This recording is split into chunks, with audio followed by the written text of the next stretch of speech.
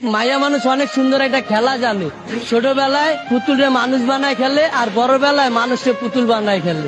বিয়া করছিলাম 5 বছরের প্রেম আর 1.5 বছরের সম্পর্ক। বিয়া 10 দিন আগে আমার ডিভোর্স হয়ে গেছে, সে আরেকটা বিয়া করে ফেলাইছে। কেন ছেড়ে গেছে এটা তো আমি কইতে পারবো না, তার ব্যক্তিগত ব্যাপার কি জন্য ছেড়ে গেছে, কিন্তু আমি আমার সাইড থেকে ওরে কোনো কমতি রাখি নাই দেওয়া।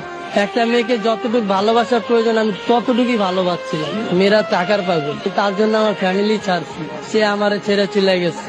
মানুষ পছন্দের একটা জিনিস কখন ছাড়ে, সে আরো দামি কিছু যদি পায় তখন ছাড়ে। সে হয়তো পাইছে আমার ছেড়ে গেছে, কিন্তু আমি এখনো পাই নাই, সেই জন্য তারা ছাড়তে পারিনি। তার স্মৃতি নিয়ে বাইচে আসছি।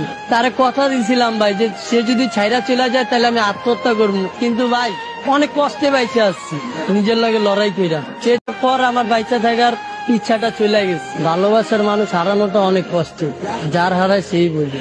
আজকে ওই মেয়ের কারণে আমি রাস্তায় ঠিক মতো খাইতে পারি না, না খেয়ে রাস্তায় রাস্তায় গেছি। আমি আমার ফ্যামিলির কাছে চাইলেও যাইতে পারি না, কারণ তার জন্য আমার ফ্যামিলি ছেড়ে আসছে, আর সেই মানুষটা আমারে ছেড়ে গেছে। নারী তুমি ধন্য, পুরুষ মানুষের মন ভাঙার জন্য।